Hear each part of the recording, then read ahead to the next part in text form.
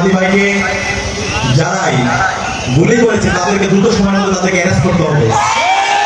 দ্রুত সময়ের মধ্যে এই ঘটনার নেপথ্যে যারা আছে তাদেরকে খুঁজে বের করতে হবে। এটা অন্তর্বর্তীকালীন সরকারের দায়িত্ব রাষ্ট্রের নাগরিকের নিরাপত্তা নিশ্চিত করা। 1 জুলাই বিপ্লবের পরে আমাদের নাগরিকরা যদি এখন পর্যন্ত নিরাপদ না হয়ে উঠতে পারে, আমরা নাগরিকদের জন্য যদি নিরাপত্তা নিশ্চিত করতে না পারি, তাহলে অন্তর্বর্তীকালীন সরকারের একটা বিশাল ব্যর্থতা। আমরা অনুরোধ করবো এই ঘটনার সাথে যারা জড়িত আছে সন্ত্রাসীদেরকে দ্রুত সময়ের মধ্যে যেন আইডেন্টিফাই করা হয় এবং একই সাথে আমাদের হাদি ভাইয়ের সর্বোচ্চ চিকিৎসার যেন রাষ্ট্রের পক্ষ থেকে ব্যবস্থা করা হয়। সম্মানিত উপস্থিতি, আজকে আমি যে ভূখণ্ডে দাঁড়িয়ে কথা বলছি ফিরোজপুর, এই ফিরোজপুরের সাথে আমাদের আবেগ জড়িত। ছোটবেলা থেকে যখন আমাদের বুঝ হয়েছে তখন থেকে এই ফিরোজপুর এবং ফিরোজপুরের সাথে যে নামটি জড়িত আল্লামা দেলোয়ার হোসেন সাঈদী, এই নামটা শোনার সাথে সাথে আমাদের মন থেকে দোয়া আসতো। ছোটবেলা থেকে আমরা আমাদের নয়নের মনি কোরআনের বাক্যে আল্লামা দেলোয়ার হোসেন সাঈদী হুজুরের নাম শুনে শুনে বড় হয়েছে।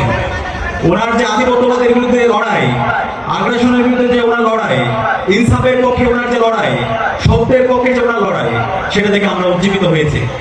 আমাদের যখন বুঝ হয়েছে, বুঝ হওয়ার পর থেকে আল্লামা দেলোয়ার হোসেন সাঈদী হুজুরকে আমরা সরাসরি দেখতে পারিনি। যখন বুঝ হয়েছে তখন আমরা খুনি হাসিনা আমাদের হুজুরকে অন্যায়ভাবে তাকে বন্দী করে রেখেছিল। তখন আমাদের স্বপ্ন ছিল আমরা তরুণরা বেঁচে থাকতে আল্লামা দেলোয়ার হোসেন সাঈদীকে এই খুনি হাসিনার কারাগারে আমরা থাকতে দিব না। এবং সেই আলোকে 2012 সালে, 13 সালে, 14 সালে, 15-16 সালে যতগুলো আন্দোলন হয়েছে, প্রতিটি আন্দোলনে আমরা গিয়েছিলাম। আমরা আল্লাহর কাছে দোয়া করেছিলাম, আল্লাহ তুমি আমাদের জীবন নিয়ে নাও, কিন্তু আমাদের নয়নের মনে কোরআনের বাক্যে আল্লামা দেলোয়ার হোসেন সাঈদী হুজুরকে আমাদের মাঝে ফিরিয়ে দাও। সে সময় অসংখ্য আমাদের ভাই বোনরা শহীদ হয়েছে। খুনি হাসিনা যখন 2013 সালে 28 ফেব্রুয়ারিতে আল্লামা দেলোয়ার হোসেন সাঈদী হুজুরের বিরুদ্ধে অন্যায় রায় দিয়েছিল, সেই রায় পরবর্তী সারা বাংলাদেশের 64টি জেলায়, টেকনাফ থেকে তেঁতুলিয়া, প্রত্যেকটা প্রান্তরে মুক্তিকামী ছাত্র জনতা রাস্তায় নেমেছিল। একদিনে 200 এর অধিক আমাদের ভাই বোন শহীদ হয়েছিল। হাজার হাজার মুক্তিকামী ছাত্র জনতা গাজী হয়েছিল। এবং এর পরবর্তীতে বাংলাদেশে অসংখ্য আন্দোলন সংগ্রাম হয়েছে, লড়াই হয়েছে। এবং সেই আন্দোলন সংগ্রামগুলো আমরা সর্বাত্মকভাবে আমরা নেতৃত্ব দিয়েছিলাম। এবং আমরা আল্লামা দেলোয়ার হোসেন সাঈদী হুজুরকে মুক্তি করার জন্য আমরা সবসময় রাজপথে লড়াই সংগ্রাম করেছিলাম। এবং আল্লামা দেলোয়ার হোসেন সাঈদী হুজুর সবসময় এই অঞ্চলের মাটি ও মানুষের কথা বলেছেন, এই অঞ্চলের মানুষের মুক্তির কথা বলেছেন। এই বাংলাদেশের যে অপারিত সম্ভাবনা, সেই সম্ভাবনা কিভাবে কাজে লাগানো যায় সে কথা বলেছেন।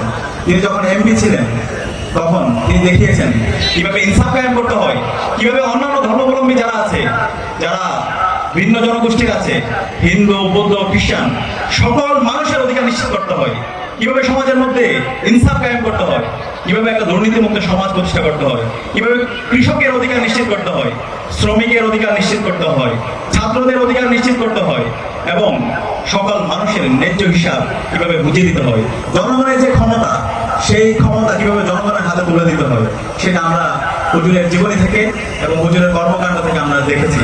সেখানে আল্লাহর কাছে দোয়া করছি, হে আল্লাহ, আমাদের সকলের নয়নের মনি আল্লামা দেলোয়ার হোসেন সাঈদীকে তুমি জান্নাতুল ফেরদৌসের মেহমান হিসেবে কবুল করো। সম্মানিত উপস্থিতি, আজকে আপনারা যেই জমিনে আছেন, এই জমিনটা একটি পবিত্র জমিন। আল্লামা দেলোয়ার হোসেন সাঈদী হুজুরের কবর এই জমিনের মধ্যে শায়িত আছেন। হুজুরকে যখন মেডিকেল কিলিং এর মাধ্যমে হত্যা করা হয়, সেদিন আমরা 2023 সালে 14 আগস্ট পিজি হাসপাতালের সেই প্রান্তরে আমরা হুজুরের কফিন ধরে শপথ করেছিলাম, আল্লামা দেলোয়ার হোসেন সাঈদীকে যারা অন্যায়ভাবে কারাগারে প্রকুষ্ট করে রেখেছিল, বন্দী করে রেখেছিল, আল্লামা দেলোয়ার হোসেন সাঈদীকে যারা অন্যায় অপবাদ দিয়েছে, তাদের শেষ দেখে আমরা ছাড়বো ইনশাআল্লাহ। এবং সেদিন সারা বাংলাদেশে প্রত্যেক মানুষ কান্না করেছিল, সকল দলের, সকল মতের, সকল বর্ণের সকল মানুষরা সেদিন আল্লামা দেলোয়ার হোসেন সাঈদী হুজুরের জন্য কান্না করেছিল, সেদিন দোয়া করেছিল। সেদিন পুরো ঢাকার মুক্তিকামী ছাত্র জনতা রাজপথে নেমেছিল। আমি সেদিন যে কান্না করেছিলাম, আমার জীবনে আমি এত কান্না করিনি। সারা দেশের সকল মানুষরা সেদিন কান্না করেছিল। এবং সেদিন সারা রাত ধরে আমরা আল্লামা দেলোয়ার হোসেন সাঈদী হুজুরের ওনার জানাজা আমরা ঢাকায় পড়তে চেয়েছিলাম, কিন্তু সে সময় ফ্যাসিস্ট হাসিনা এবং তার দোসররা আমাদেরকে জানাজা পড়তে দেয়নি। আমাদের উপর সেদিন টিয়ার শেল নিক্ষেপ করেছিল, সাউন্ড গ্রেনেড নিক্ষেপ করেছিল।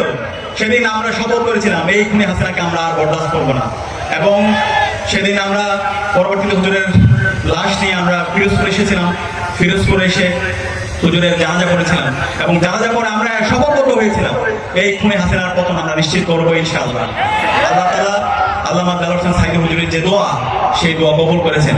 আজকে যে জুলাই বিপ্লব হয়েছে, সেই জুলাই বিপ্লবের যেই আকাঙ্ক্ষা, যেই স্পিরিট, সেটা আল্লামা দেলোয়ার হোসেন সাঈদী হুজুররা তৈরি করে দিয়ে গেছেন। আজকে যে প্রজন্ম, তরুণ প্রজন্ম যে চিন্তা করে, তাদের যে চিন্তা, আধিপত্যবাদের বিরুদ্ধে, আগ্রাসনের বিরুদ্ধে তাদের যে লড়াই, দুর্নীতির বিরুদ্ধে তাদের যে লড়াই, ইনসাফের পক্ষে যে লড়াই, সেই লড়াইয়ের বীজটা আল্লামা দেলোয়ার হোসেন সাঈদী হুজুররা আমাদেরকে তৈরি করে দিয়ে গেছেন। সে কারণে এই প্রজন্ম, তরুণ প্রজন্ম আজীবন আল্লামা দেলোয়ার হোসেন সাঈদী হুজুরের স্মৃতি, আল্লামা দেলোয়ার হোসেন সাঈদী হুজুরের যে অবদান, এই অঞ্চলের মানুষের জন্য দীর্ঘদিনের যে লড়াই, সেই লড়াইয়ের কথা সারা জীবন শ্রদ্ধার সাথে স্মরণ রাখবে। আমি ফিরোজপুরের যারা এখানে মুক্তিকামী ছাত্র জনতা আছে, আমি তাদেরকে অনুরোধ করবো, আপনারা সারা দেশের মানুষের দোয়ার মধ্যে আছেন।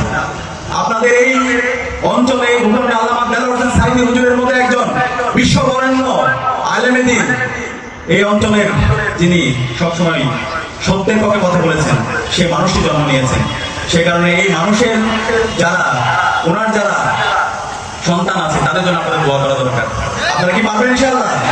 ইনশাআল্লাহ। আল্লামা দেলোয়ার হোসেন সাঈদী হুজুরের রেখে যাওয়া যে আমানত, সে আমানতের যথাযথ হক আদায় করার জন্য এবং সমাজে ইনসাফ কায়েম করার জন্য, সমাজ থেকে দুর্নীতি, রাহাজানি, জুলুমতন্ত্র বন্ধ করার জন্য আমাদেরকে আল্লামা দেলোয়ার হোসেন সাঈদী হুজুরের যে স্পিরিট, ওনার যে চিন্তা, ওনার যে আকাঙ্ক্ষা, ওনার যে প্রত্যাশা, সেই প্রত্যাশাটা আমাদের সারা দেশব্যাপী আমাদেরকে ছড়িয়ে দেওয়ার জন্য আমাদের সঠিক নেতৃত্ব, সঠিক নেতৃত্বের উপর আমাদের আমানত রাখা দরকার। আমরা পারবো ইনশাআল্লাহ, ইনশাআল্লাহ।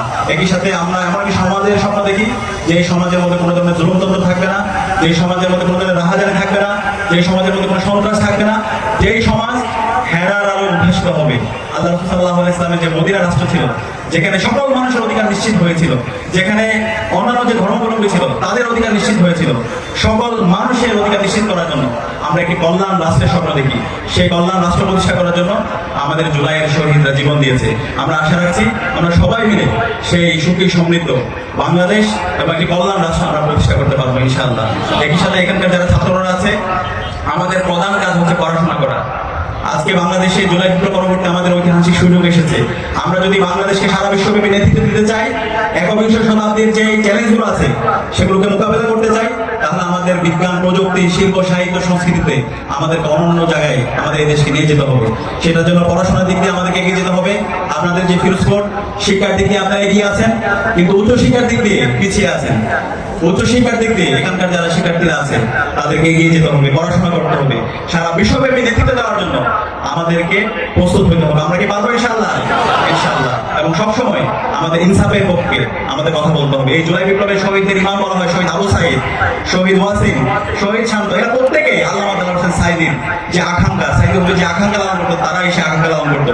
তাদের ফেসবুক পোস্টে যান, তারা আল্লামা দেলোয়ার হোসেন সাঈদীর যে আধিপত্যবাদের বিরুদ্ধে কথা বলেছেন, আগ্রাসনের বিরুদ্ধে কথা বলেছেন এবং দীর্ঘ ফেসিবাদ বিরোধী আন্দোলনে তিনি যে প্রেডিকশনগুলো করেছেন, যে ভবিষ্যৎবাণীগুলো করেছেন, সেগুলোর পক্ষে তারা কথা বলেছেন।